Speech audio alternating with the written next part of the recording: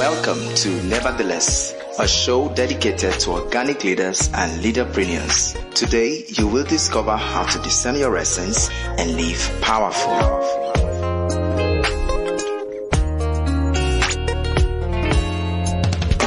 Hello and welcome to the Nevertheless show. My name is Bidemi Mark-Mordi.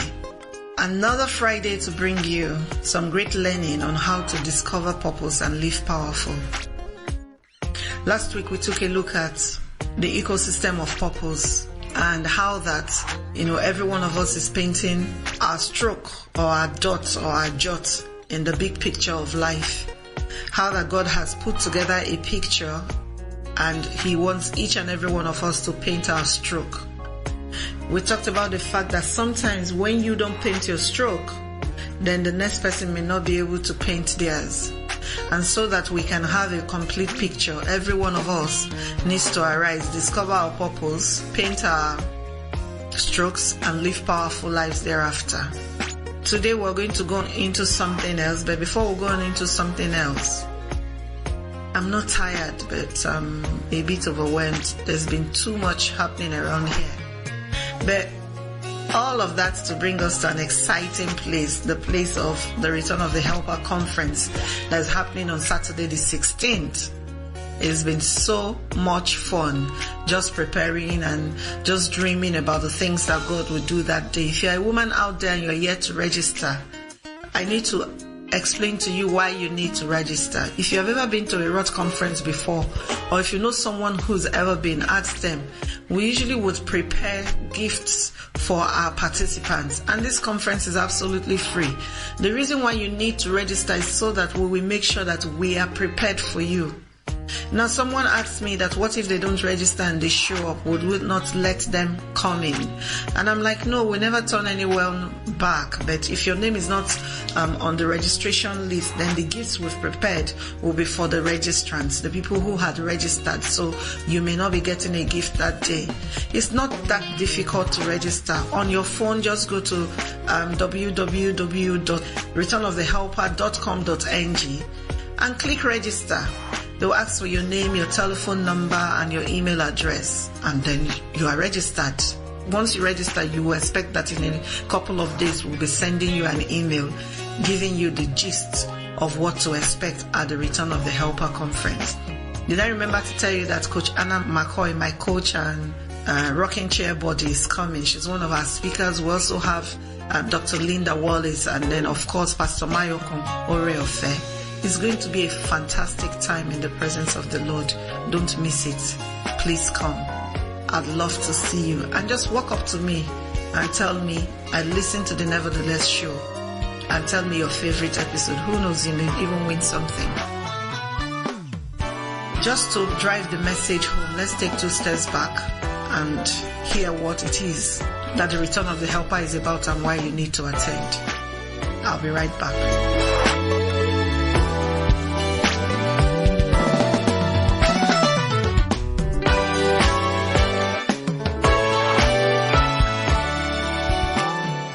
My name is Dr. Linda Wallace, and I'm so excited to be coming to Nigeria for the Return of the Helper 2016 conference, July 16th. I'll be joining my sister Bidemi Mark-Mordi and her dynamic team of women. This year's conference will be absolutely pivotal as we learn about the birthing stool and how it can impact our world to align with heaven. Please join me along with my sister, Dr. Anna McCoy from Dallas, Texas. This is Heaven's invitation to apostolic mothers and women across Nigeria as we position ourselves for a new era. Like in the book of Judges, Deborah arose as a mother. She had a direct connection to the wisdom of God, and through her alignment with heaven and relationships with other women, she brought transformation to her nation. The birthing stool will release through us the Father's perspective, encounters with the love of Jesus, and the ministry of the Holy Spirit.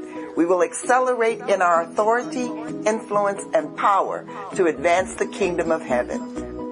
Return of the Helper 2016, the birthing stool, July 16th. Meet us there. It's going to be an encounter like no other.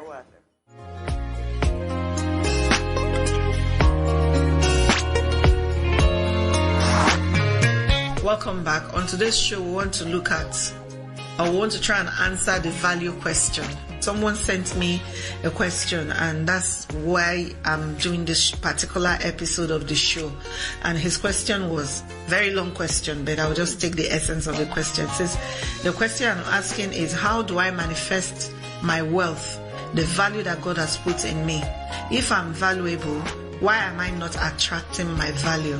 He goes on to say, the book of Psalms says, man is so valuable that God is mindful of him. He even crowned him with glory and honor, so much so that the angels are asking, what is man that you are mindful of him? If I'm valuable, why am I not manifesting my value? Why am I not attracting what is mine, or what is my worth? And then he closed the question by asking, is being valuable and being a person of value the same thing? I dare say this is more than why question. This is Cambridge question, but I'll do my best to explain to you. The first thing I want to say is that in that question, there are three different people. There's a person who is valuable because he's been endowed with value. And then there is the person who understands a creation of value. And then there is a person who has a value system. All of this come together to form a man who would live a powerful life. However, let me begin by differentiating between a person of value and having value. A person of value and having value. What is the difference? When we say that God has endowed us with value, some people call it gifts, some people call it talents. I call it your DNA, the thing that God has put inside of you, that when you sit with and you develop, you can become a success at any level. That's when someone sees themselves as valuable. So sometimes people come across you and they're saying to you, oh, we know you have this value. It's because they can see the raw material in you. However, what I always tell people is that it comes as raw. It's raw material, so it's not the finished product. So even if I want to just quickly accelerate and answer this question, the reason probably that you're not seeing your value yet is because it's still raw inside of you. You've not done anything with it that is worthwhile, because people don't pay. I've said it before and I'll say it again. People don't pay for potential. They pay for goods or services, products. Finished product is what people pay for. So when you see yourself as valuable, when someone says to you you're valuable, when the Bible says you are so valuable that God is mindful of you, it means that there is something you've been endowed with that if you will settle down and work with, then the other part of the question, why am I not manifesting my value, will begin to kick in. So I've told you that when we say a man is valuable, we mean that God has endowed him. Okay, what does it mean when you say someone is a person of value? It can mean two things. It can mean that you have a value system that upon which you order your life, maybe a set of principles that you order your life. When people ask me, what are my value system? And I tell them, it looks like, oh, really? Yes, just very simple. Integrity, excellence, purpose. Those are the things I value the most. So sometimes when you say that someone is a person of value, you mean that they have a value system that they hold in high regard, and everything they do according to that value system. But then when you move away from there is also when you say that someone has value or someone creates value. This is the man who is seeing himself as someone that God has endowed, who has dredged his value system and made sure that they are powerful enough to carry him, and by those value system has now come to put together a standard of living, a product, a service, a company, whatever, that people now come and pay him for. So he takes the value that God has given him and he uses it to create value for other people using the template of his value system. I hope I didn't confuse you. I said that a man who is valuable is someone that God has endowed, and all of us are valuable. I said that a man of value is a man that has a distinct value system upon which he orders his life. And I say a person who manifests value is someone who has taken the value that God has put inside of him, used the template of his value system to work it out, and has now created a value that other people need.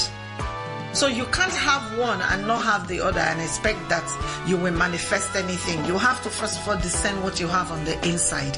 And then you have to make sure that you live your life according to certain standards and principles so that you can now have the wherewithal to create what you need or what others need that they will now come and exchange money for.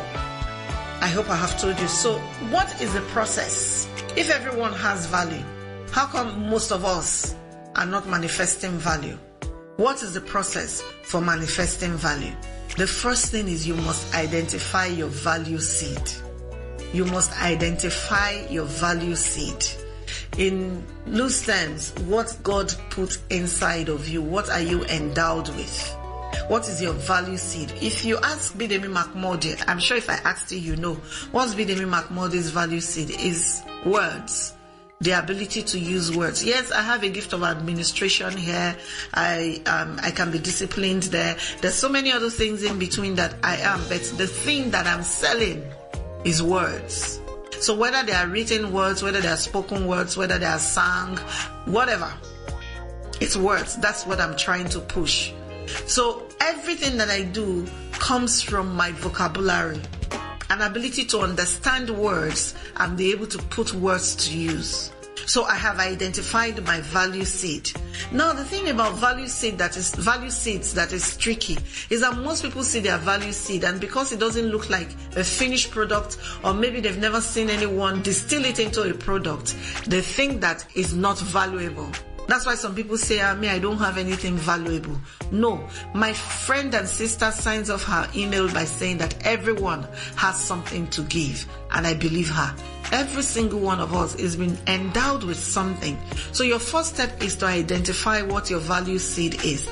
The second thing that you want to do so that you can move away from being a person of value to a person who manifests value is that you must determine the different ways in which you want to manifest your value seed as an end product. Determined. So for instance, when I realized that my gift was words, I actually started with running a fellowship. That's a gathering of women in my living room. And then from there, I distilled to writing. And then from writing, we started to publish a magazine. But the thing is, right now, looking at my gift of words, I can tell you at least 5 different ways that I can put my gift of words to use. So you need to determine the different ways that you can manifest your value seed.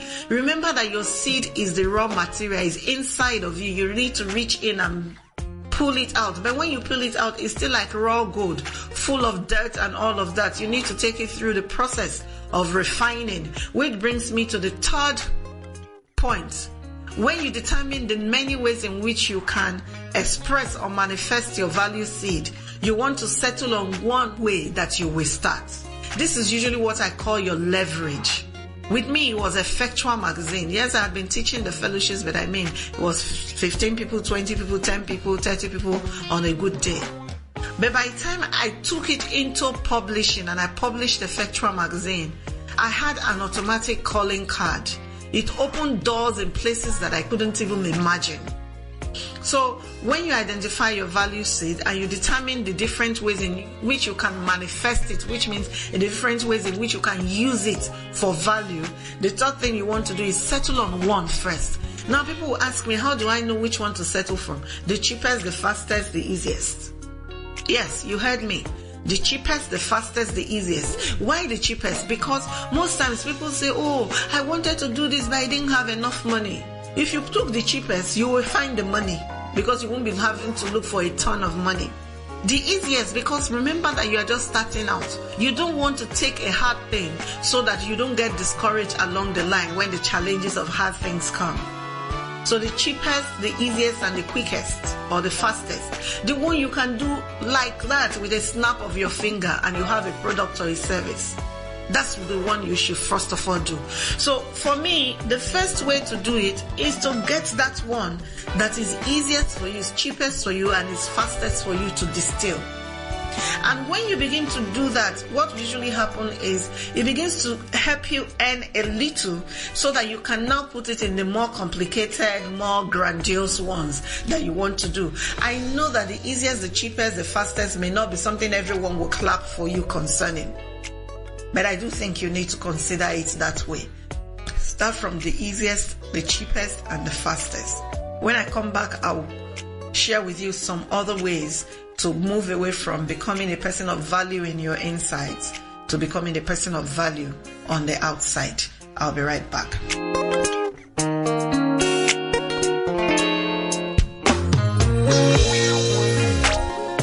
Hi, I'm Bidemi Mark-Mordi. Many years ago, someone told me, Bidemi, you have a purpose here on earth. And this was at a time when my life was hovering on the verge of breaking because I was constantly and persistently depressed. That statement sent me on a journey to discover who I really am. I discovered that I'm a helper of destinies. What are you good for? Have you ever wondered what separates successful people from average and mediocre people? The one thing I have discovered is purpose. That is why after years of fear and living under depression and depressive thoughts, I chose purpose, and today I live powerful. You want to live powerful too? Then join me on Purpose University, a home for you who want a life beyond the ordinary. To be the best you is what we're about. Welcome. This ride will change your life.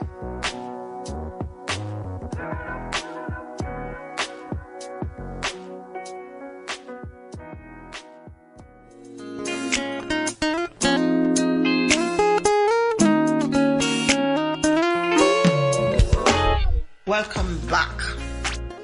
So, we looked at identify your value seed, determine the different ways in which you will manifest it, and then settle on the one way, the cheapest, the easiest, and the fastest way to manifest it. The fourth thing you need to do is take it through the process. All that means is develop your value into a product, a service, something that someone else needs. You need to distill it. You need to develop it. So how do you take it through the process? There are 4 processing agents that I know that a lot of people would have faced. The first one is adversity. Who knew how resilient Ruth could be until she lost her father-in-law, her brother-in-law, and her husband within a short period of time, and she was stuck with only her mother-in-law? When the story started about Ruth, nobody would have known that the biggest value she had was resilience, until adversity brought her to a place that she needed resilience. So it was in displaying resilience that she moved from Moab with Naomi, her mother-in-law, back to Israel, and in the process met Boaz and got married to Boaz, and the rest, as they say, is history. But it all started with an adversity. What I'm trying to say is, if her father-in-law had not died, if her husband had not died, Naomi would probably have had no business going back to the land of Israel, and which would have meant that Ruth would have been taken care of. The storage of the resilience that was inside of her would never have manifested. The second processing agent that I know is a need. You can akin this to adversity, but it's not quite the same. It's a need. And I want to talk to you about Hannah. Hannah was that woman whose husband had a second wife, who had 5 children, while Hannah was still trying to conceive for the first child. And the Bible said that she taunted Hannah because Hannah could not bear children.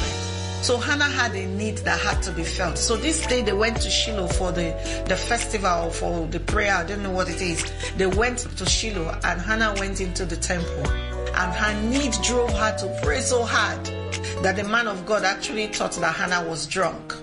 But she said to him, no, I'm not drunk. It's my need that is making me talk this fast and to make me pour my heart out to God. Essentially, because of that need, Hannah made a deal with God. Give me a son and I'll give you a prophet. Who would have known that barren Hannah had the capacity to raise a prophet as fantastic as a Samuel? But because her need pushed her to God, she birthed what it is that will fill that need. Both ways. She had a need, the Lord had a need. And so she said to the Lord, give me a son, I'll give you a prophet, and we will bridge this gap. So needs are also ways that you process your value from the inside out. A man who suddenly lost his job who has had some entrepreneurial streak, but had never exploited it because he had a job, and suddenly one day loses his job. You'll be amazed what can come out of, the story of I lost my job. I know people who today have become very fantastic business people, and they're sitting on business that it took them to Mount Carmel, and they had that dwell that ended up in the slaughter of over 450 prophets of Baal. And Elijah was dissatisfied with the status quo. So who knew that Elijah the prophet could actually become Elijah the warrior? But because of his dissatisfaction with the status quo, he pushed and then birthed something else in him that he probably didn't know he had. Another processing agent that I know is by appointment. When you are not even looking for the thing and someone suddenly appoints you, because you now have a responsibility. By that appointment, you have to work it out and get it out. That's another agent of processing. And to the best of my ability, can I think right now that lived a life of purpose by appointment? That person will be Solomon. Yes, we know he had his hiccups here and there, but Solomon was the person who became king and ran into the temple to pray to God. He said, I am but a child. I know not how to go out before your people and how to come in before them. He asked God, he said, God, endow me, give me power, because he had been appointed and he didn't know the first thing about being a king. And the Bible said that God gave him wisdom. And before we knew what was happening, that same wisdom was the reason why the Queen of Sheba and other people started to come looking for Solomon. So why did Solomon, who had this capacity to become this wise, go to God to say, I am not wise, I don't know what to say? Because it was still raw material. He didn't know what it is that he had. But just because of the fact that he had been appointed the king, because that was what happened. His father appointed him a king because God had said his father should. And Nathan the prophet was on their side and all of that. That's how he became king. But he didn't go through the school of heirs to the throne and all of that. So he knew not what to do. But that appointment made him arise to the responsibility. Until tomorrow, when you come to talking about great kings in the Bible, Solomon is great because of his wisdom. So I've taken you through number 4. And number 4 was take your gift or your value through the process. And under taking your value through the process, I talked to you about 4 processing agents: adversity, your need, dissatisfaction, and appointment. The 5th way to move from a person with value on the inside to the person who manifests value on the outside is to narrow your focus target. All of us want to be all things unto all men, but the Bible is very clear. You can't be all things unto all men. So yes, when I started Effectua, I thought we will write for women. Then after a while, I thought, okay, it's not quite working for every woman, so we will write for Christian women. Then after a while, I realized that, okay, the Christian woman, in the village may not be able to exactly apprehend what we were saying. So I had to narrow the niche further to the Christian woman in the marketplace. And it was that narrowing of the niche and identifying who it was that we were called to that made Effectua as a magazine explode.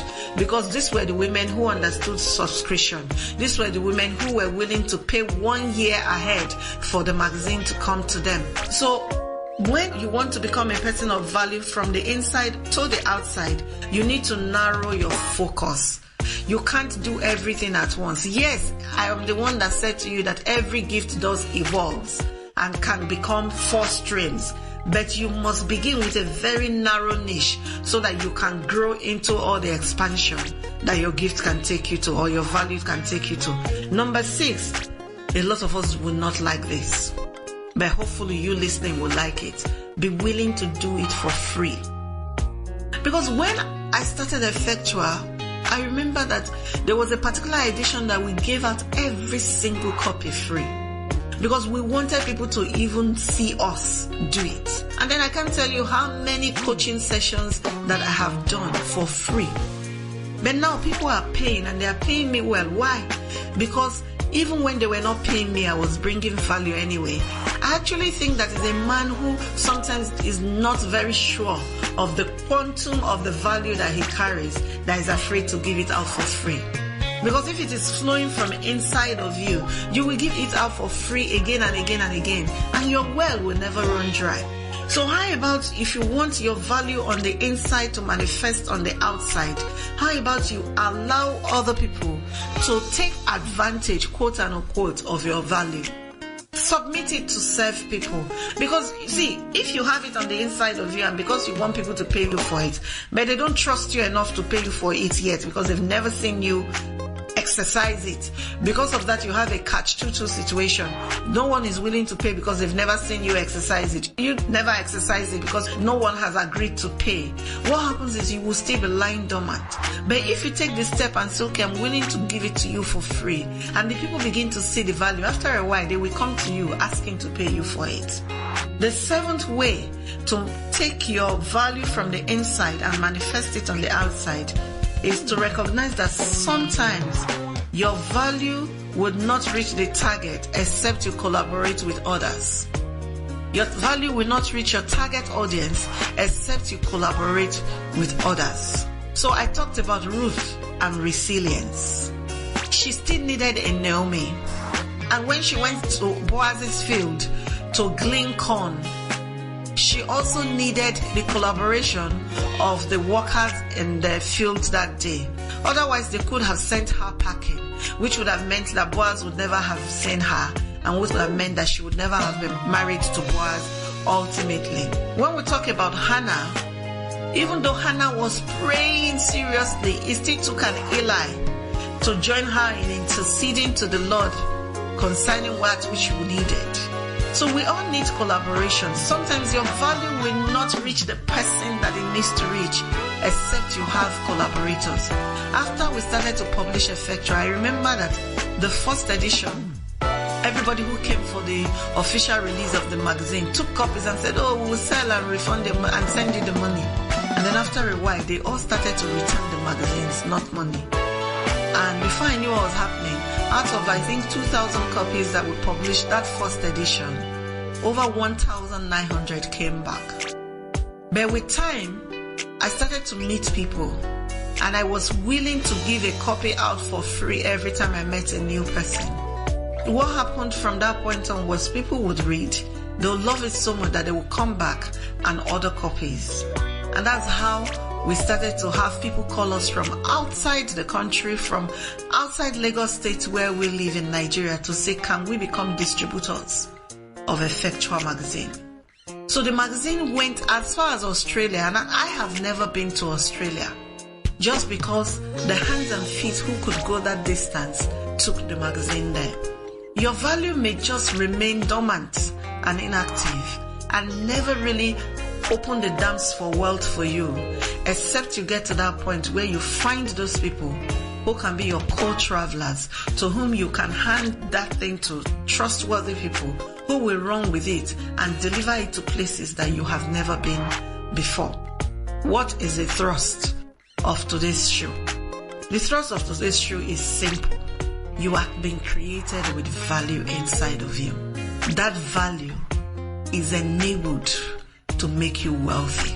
It's guaranteed to make you wealthy.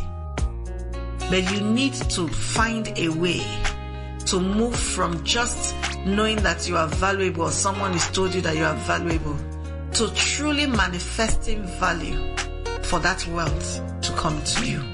Before I close, let me remind you again that the Return of the Helper Conference is next weekend, the 16th of July 2016, here in Lagos, Nigeria. Some of our guests have already started to come. We already have a guest from Switzerland in the house already. Please register at www.returnofthehelper.com.ng and make sure you get there at 9 a.m. as the doors open. I promise you that you would not regret attending this year's conference. Coach Anna McCoy, Dr. Linda Wallace, Pastor Mayo Conreofe, and myself will be speaking. If you are a woman whose time has come, you want to make sure you are in that room, come the 16th of July, so that we can midwife you to bring forth that which the Lord has put inside of you. Till next week when I'll come your way again, discover purpose, and live powerful. God bless you.